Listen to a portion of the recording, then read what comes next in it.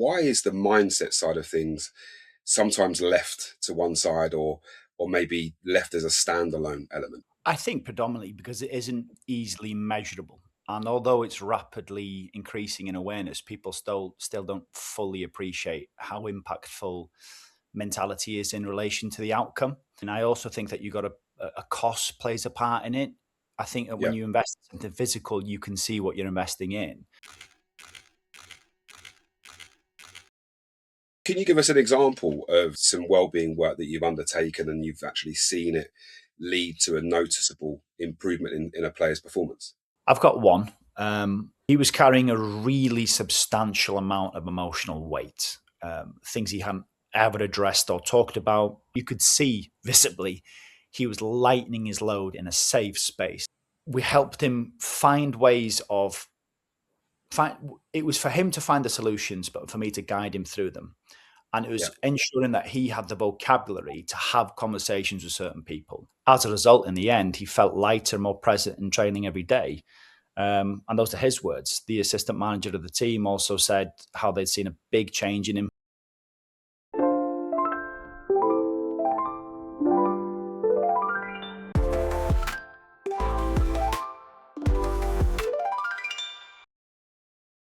Welcome to Football Business TV, where the game gets down to business. I'm delighted to be joined by Tristian Griffiths, who is the founder of Your Empowered Mindset for the latest edition of Peak Performance. Tristian, how are we? I'm really good. Yeah, good. How are you? Not bad, not bad. Busy, which is great, and we talked off camera about your current journey as well, which we'll certainly touch on a little bit. Um, as we like to do, we'll jump straight in and try and keep it as punchy as possible. You talk a lot about physical performance and mindset and well-being. I guess for the first time since forever, really goes hand in hand with peak performance now, as we saw at our event a few weeks ago as well. From your experience of working with players and clubs, why is the mindset side of things sometimes left to one side, or maybe left as a standalone element, do you think?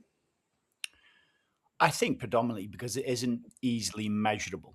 And although it's rapidly increasing in awareness, people still don't fully appreciate how impactful mentality is in relation to the outcome. And so when you factor that in, I also think that you got a cost plays a part in it. I think that when Yeah. you invest in something physical, you can see what you're investing in. Clubs and players might want to employ a particular mindset coach, a well-being coach, sports psychologist, whatever they feel is going to suit them best. But they fear that the investment might not return value. So when we invest in something physical, like we said, it's easy to weigh up the value and the worth. Mhm. How do you then go about explaining to coaches and players that well-being is directly linked to what happens on the pitch? If a player or team if you think about it this way, if a player or team is prepped physically and they're physically at their peak, quote unquote, Yeah. they've studied opposition tactics to the point where they can rehearse them in their sleep. The club has spreadsheets worth of effective data on hand to support multiple different scenarios. We touched on that in the actual peak performance event. During a football match, then there's generally two factors that can potentially go against you. One is an unlucky moment, a moment of brilliance from the opposition team. You've Mhm. got the man behind you who can do something to a team that you never really planned for. But Yeah. the second is whether your team can execute everything you did to prepare for the match. You can prepare the best you can, but if a player can't be present in the moment or carries issues from their home life into that moment, it's the football that's going to suffer. Ultimately, it's whether clubs want their players to be at their best every day, even outside of the 90 minutes in a match, as human beings. For us to be at our best in a competitive or stressful arena, we need the support, we need safe spaces, we need reflection, compassion, and we need empathy. Yeah, no, I agree. But what does, I dare say, from a day-to-day perspective, then, what does the practical side of mindset coaching look like from a day-to-day perspective at a football club, do you think? So I use the term, when if you get to know me better, you know that I love an analogy and I'll try and give the best I can. Usually they don't fall quite right, but I'll give it a go anyway. And I use this quite often. But if I go to the doctor and I know I'm not speaking on behalf of every man, but me in particular, I explain what's happening with me. The doctor then begins to provide an input. Of course, he does this his job as a professional. He has to, but he'll talk to me about the theory behind the illness or the injury, what I'm likely to be feeling in additional to the symptoms I've already shared, the possible options I have for medication, what each medication does and where it comes from. But rightly or wrongly, and my wife would say wrongly, but I'm already sitting there thinking, just tell me how much I'm supposed to take and when, right? So I Right. can Yeah. leave with a practical next step. And so I think one thing we've done is we've tried to approach this with a very much theory wide approach. And people don't take an interest in it. They just want to know what they're supposed to do. So if I look at the doctor, I got where I came from. I got the medication I needed. So the term theory light, practical heavy means that I provide players with a simple solution, an actual task they can do in order to be better. It's something physical or something practical that they can do either on paper or sitting down and doing a self-reflection exercise. And I've done that by building up a bank of over 150 practical strategies from the world of sports psychology, mindfulness, cognitive behavioral therapy. If it's online and it's being used in practical ways, I have that in a database and I match that with a specific players. So if I took Patrick McCraner, for example, you and I would have a meeting, you'd fill an assessment form, and I'd use the system to initially target exactly what would help you in the areas of that you're weak within. Yeah. How do the players then usually react to maybe a more structured mindset and well-being support? Because I know it's been historically, having been around the game for 40 years, I've seen it kind of dropped in every now and then, and it's let's cheer him up a little bit, or let's let's support her a little bit while they're going through a tough time. What you do is more structured in terms of sustainable success, right? So I think that it's important to understand how the players are. Are they more receptive than maybe they used to be? There's no doubt. There's 100% no doubt. In particular, in the space I get to work in, I can see a clear divide of players that are, say, over 27, 28, who are still a little bit distant when it comes to well-being provision or mindset provision. And then you get your 21-year-olds who are just voluntary asking if they can take part, if they can have sessions, and they're really Right. keen to look at their well-being because they can wholeheartedly appreciate that that's how I become at my best. And I think that's a lot to do with the way that society's changed over recent years. But the Mm. usual response is relief, if I'm totally honest. A term I use in my first meetings with clubs is tidy social and emotional spaces. And for that to make sense, I use an example. Um, my wife is an incredibly supportive person. She's had had to go through a lot of difficult situations with me in the past, and she's a really approachable person. She's everything that you can ask for. She'll listen to this, but also, yeah, also I know that when I tell her I'm not well mentally or in a really poor place, I'm delivering an emotional blow, right? And there's no escape because she loves me. My friends who I meet regularly will always say to each other, I'm here for you, I'm there for you. If you need anything, that I can be there if you just call me. And I know they are. But when I'm at my lowest, I also take into consideration their own responsibilities, their jobs, their kids, and I don't want to burden them. That's what I Yeah. feel at my lowest. Same with parents, same with colleagues. There's always a reason to withhold or not Yeah. follow through.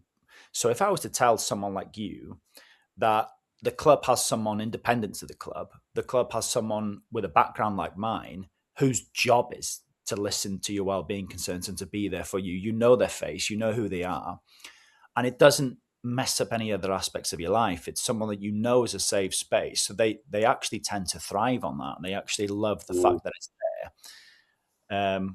In the clubs I've been at so far, it's all been voluntary referrals. There's been no one that we've looked at and said, maybe they need some support in some ways. It's all been making the Right. use of the space that's been provided, which has been really great. And I need to do a bit more about that, really. Yeah, that's great to hear, though. But in your experience, what are the, I guess, most common issues or challenges from a mindset perspective do you see players struggling with? I guess are they similar across levels, or are the more successful ones challenged by different things? I guess, financial challenges might be different for on a personal level for somebody playing, I don't know, National League level as opposed to someone in the Premier League, for example. But is there a common theme amongst footballers that they're struggling with? I can give a common theme on males. I haven't worked closely with a female team, and so I can only give this perspective from working with men. And it's something I'm really passionate about. It's lack of self esteem. Coaches have Right. come to me in the past and said that someone has a confidence issue, but without 9 times out of 10, I can tell you it's a self esteem issue. It's more than football. They lack that type of self belief outside of football as well. It's the way they're built. Um, and so confidence, if I say confidence in its simplest form, is believing your ability to achieve something. It's not whether you Mm, go ahead and achieve it at the end. It's just your belief in yourself. And so when you think about it that way, we are more confident than we think we are, because we tend to look at challenges and think, if everything fell in line, could I achieve this? Yes, I could. This is the most common belief. It's not connected to whether you achieve that. It's just whether or not you believe you can. yeah. Self-esteem then is the belief in who you are as a person, and there's a struggle with that right now, in particular with the rise in social media, the always on mentality, the the level of competition required to be at your best these days. It brings the lack of self esteem to the forefront. So you could Yeah. be high in confidence but low in self esteem. See, so Yeah. if I provide myself as an opinion, for example, I wouldn't mind going to a full room of people and talking and giving my opinion. I'm confident in that aspect. But if you ask me, do I believe I'm a good person? Not always. Do I believe that I'm worthy of love? No, not always. So my confidence is fine, but my self esteem is something that I continually need to work on. And I see that in a lot of men. And there's often relief to think that actually, okay, there's a part now that I can identify that, I can build a structure around it and work around it. Yeah, that actually makes a lot of sense to me. How do you, from a confidence perspective, how do you build, let's say you work with somebody that isn't naturally a confident person, how do you build that person so that their confidence, I guess, shines through regularly and not maybe when they're just playing well or if they're selected or if the team's results? But I'm quite an emotive character, right? So my emotions can be drawn out based on success or loss, and a lot of that is attributed to football, sadly enough, which gives you a few grey hairs. But how do you go about doing that then? Are there short term fixes? Is that something that has to be worked on because it's maybe connected to that self esteem stuff? I would say personally, there's no short term fix, because for at least 2 or 3 sessions, doing what I do and in what I believe is a unique approach is I don't talk about performance with players until at least 2 or 3 sessions in. We just look at the Okay. person. I've got more interest in understanding their background, understanding what their routine is, understanding the challenges they face on a daily basis. How old are their children? What other circumstances take part in their everyday? And I need to know who the person is before I look at the player. And that once we've established some building blocks, which usually comes directly from those conversations and assessments we take, we can make some changes. But one thing I would say in terms of confidence is confidence shouldn't be attached to outcome anyway. Not for it to be genuine, real confidence. A belief along the lines of "I'm confident because I'm good, I'm in good form," or it's related to football. You're putting yourself in a situation where that can fluctuate. Yeah. Your match on the weekend can then dictate your self esteem about yourself for the week, and Yeah, it's of not course. a way to live your life. It's not. It's not. It shouldn't be attached to an outcome. It should come from your belief in yourself and who you are, regardless of the outcome. And that's when you build real skill as a person that you can translate into football. Yeah, that makes complete sense. Can you give us an example of, don't have to name them obviously, but some well-being work that you've undertaken and you've actually seen it lead to a noticeable improvement in a player's performance? I've got one. I was thinking about this before the session. Um, and so I absolutely love this lad. He still is brilliant to work with, really open minded, really keen to look at his own well being in terms of performance. And he epitomizes really what Yem does, and I'm thankful to being a part of his improvement. Um, But he was carrying a really substantial amount of emotional weight, things he hadn't ever addressed or talked about. I remember joking with him at one point saying, surely not, there can't be more, because just so much came out Right. after session. And in between sessions, he would say, I forgot to say this and I forgot to say, and you could see visibly he was lightening his load in a safe space. He was just coming out and out and out. And one thing stood out: he could never articulate himself. He he, Okay. you and I would know, man to man, your responses on average are probably "I'm fine," "I'm all right," "not bad," "good." They don't Yeah. provide any context into how we really feel. So he knew for a long time he wanted to have a space to process things and feel light in himself, but he had no idea how he was supposed to do that. But the impact of the space we were giving him was so much so that the deeper issues and how we began to make plans and how to practically overcome them was really lightening him as a person. I would say in particular, we helped him find ways of it was for him to find the solutions, but for me to guide him through them. And it Yeah. was ensuring that he had the vocabulary to have conversations with certain people, because he was actively wanting to. He knew he wanted to have conversations with the people in his circle that were either causing an issue or he didn't feel like he was giving enough to, but just didn't have the vocabulary to go through that and express how he felt for it to come out of his system. As a result, in the end, he felt lighter, more present in training every day. And those are his words. The assistant manager of the team also said how they'd seen a big change in him. There'd been massive improvement in how he turns up every day, the focus he was providing, the more vocal he was in training and the games. And the player actually sent me an app about 2 weeks ago, which is about expanding your world vocabulary. And that for me was a massive win. This was a tick in Yeah. the box. Say he clearly has had some well-being support and it's helped him perform in a football context, which is what I'm all about. But it's about the person, about Yeah. none of the things we talked about were football related at the beginning. It's just as football's been more prosperous as a result of the well-being and support we put in place. Yeah, I love to hear stories like that. The extra vocabulary stuff is something I'm really big on. Actually, Kevin Hatchard, the commentator who we interviewed this week, mentioned it on the piece yesterday, and how important that is just in terms of human growth. No matter what you do for a living.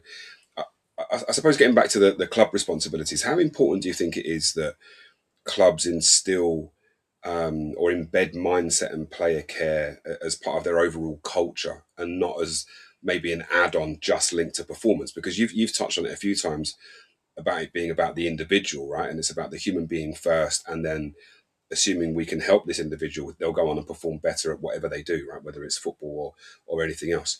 How important is it that it becomes part of what they do every day, and a cultural thing rather than a product add-on? It depends how seriously they take performance, especially now that we're in 2026 and moving onwards. The well-being isn't going to take a step backwards. It just No. isn't. We've opened the doors, and there's large parts of that I disagree with, and large parts that I agree with. But it's never going to go backwards now. We've opened those doors. So if you told the club now we're removing our data analysis systems, or we can no longer access sports physiotherapy, they'd feel as though they'd lost an arm, or in this case, a Mm. leg. Um, this is what clubs are still sleeping on when it comes to player care. That's how vital it should be in some capacity. You have Mm. very expensive assets. Surely you want them to perform are the absolute best for you.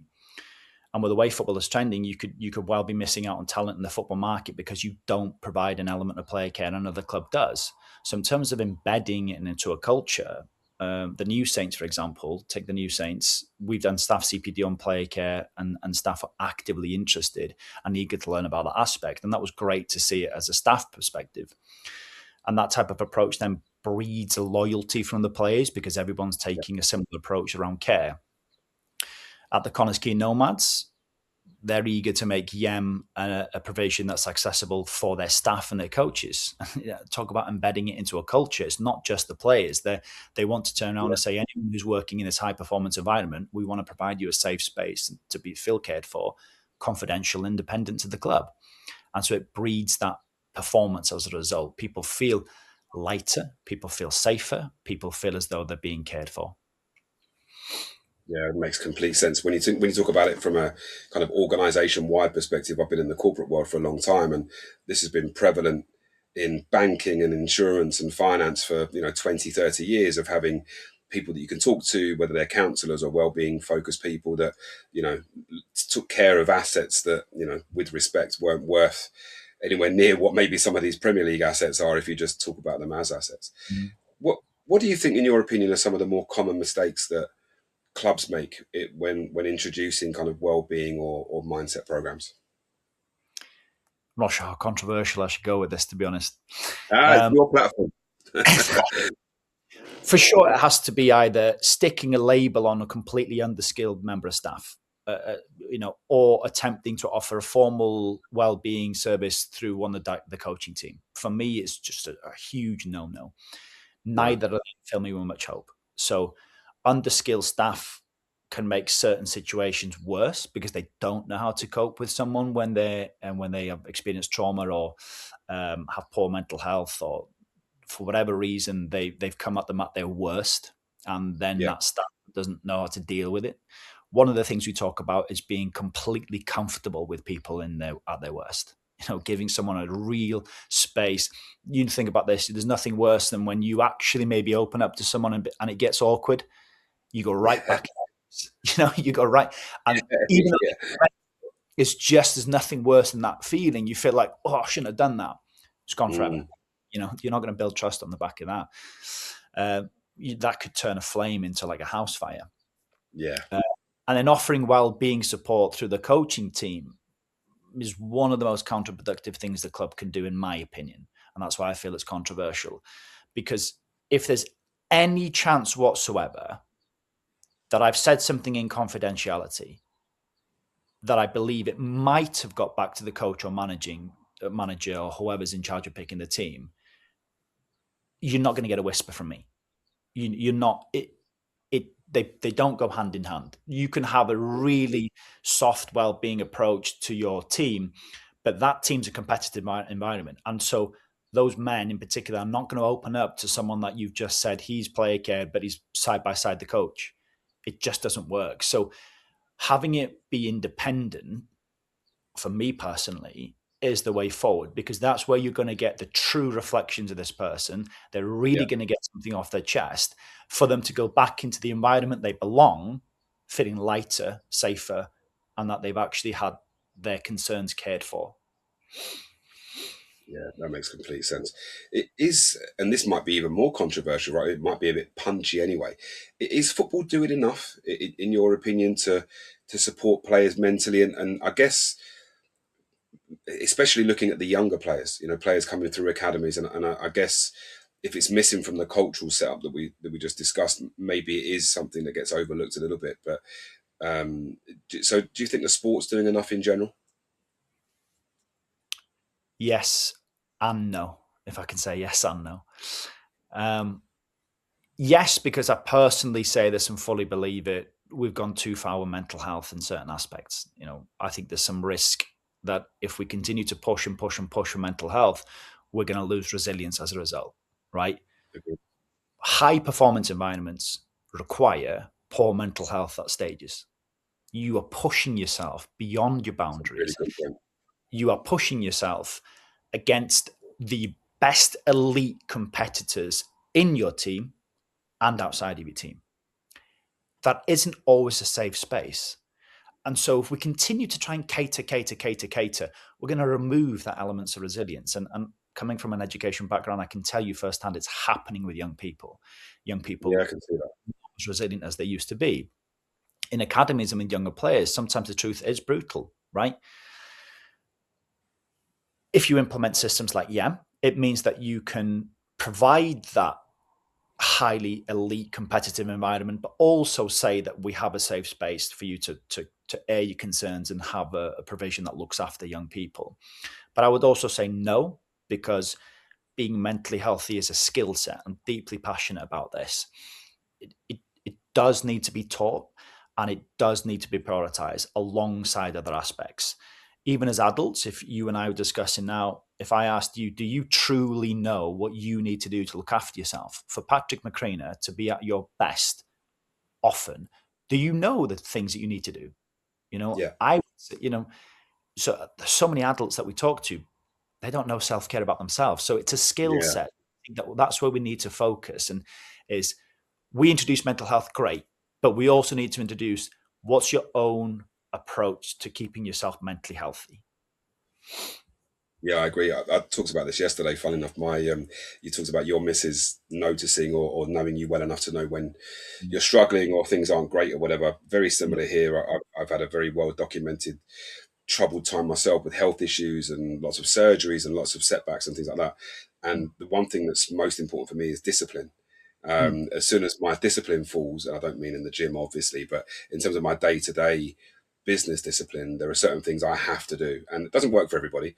And if I don't do them, I'm losing a bit of discipline and not motivation. Right? I'm always motivated, but the discipline side of it is crazy important to me, and not everybody. But again, probably a lot older than most of the people that you work with, Mm. and you're right. You've seen a societal shift in the resilience of people. I've got teenage kids as well as younger kids, and I've seen that, firsthand as well. Mm. Looking ahead, then I guess, where do you see mindset and well-being becoming part of standard performance programs in football? Because we see, like you said, the data and analytics and scouting and all those things are now very much embedded in the day-to-day side of football. Do you see this well-being and the kind of mental side of the game becoming part of the everyday curriculum, I guess? Yeah, as we said, it's 2026 and there's no going backwards. And Yeah, my personal sort of north star and vision for Yem is that player care is accessible to any football setting that pay players to play football. It's never going to be accessible to an amateur football team.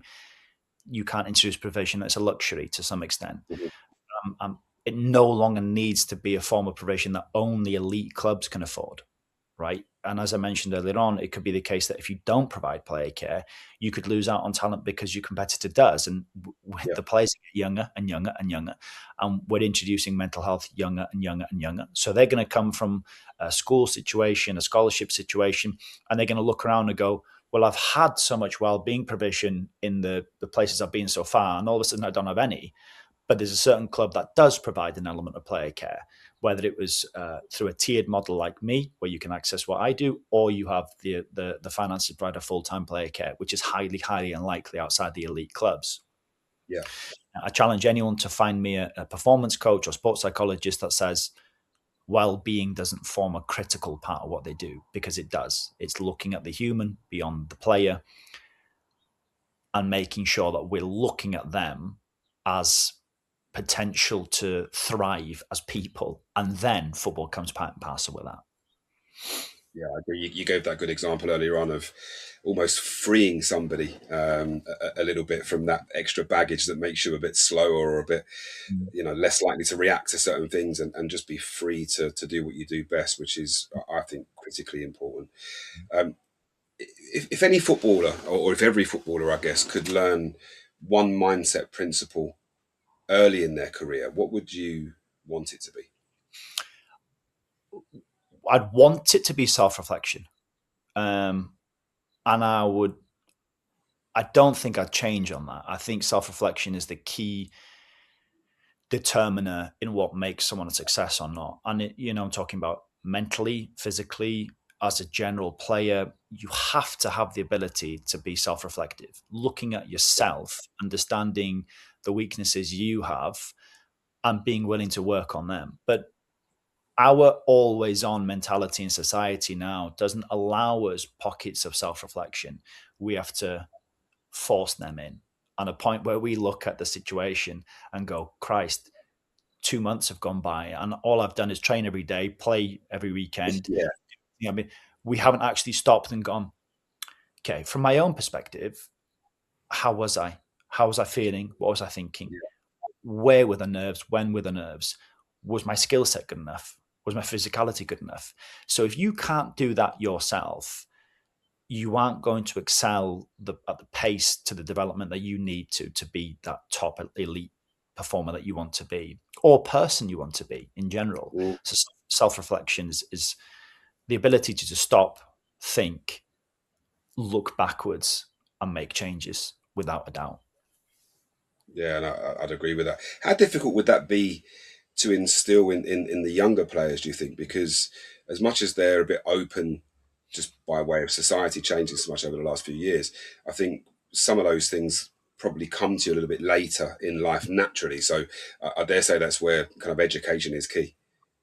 Yeah, and it's such a simple fix, though. One of the things I Mm. do with the young players is always ask them, "Do you have a stretching routine?" And they do have a stretching routine because it's part of their PT or personal exercise that they have to do. So I'll say, when you're stretching next, don't put YouTube on or don't put Netflix on. Put some meditation music on Alexa for 5 minutes, and I give them a massive bank of questions. And I'll just say, you put this on your wall. You spend 1 minute on each question. And so you sat there, you're stretching, you're doing that physical thing you need to do to keep your body in check, but you're also combining it with a mental exercise. And it's brilliant because Wow. that's 10 minutes of golden time. You've stretched, you've done the jobs you need to do, you're reflecting yourself, and it's a peaceful situation. It's giving your brain a moment to reflect. Such a simple fix, and they did that twice a Yeah. week. You're going to look at the situation, you're going to look and reflect on yourself and your development so often that you make changes. Yeah, and then you've linked, mental performance to physical performance as one thing, right? Which is the whole argument to begin with. Mm. Brilliant. Tristan, I won't take up any more of your time. I've really enjoyed this, and I think there's probably scope for us to talk off camera about some help you can offer me personally, as well as some people in football. And I look forward to catching up with you again soon, hopefully, and talking those things through. But in the meantime, this has been peak performance for Football Business TV. Tristan, really appreciate it. Thank you very much.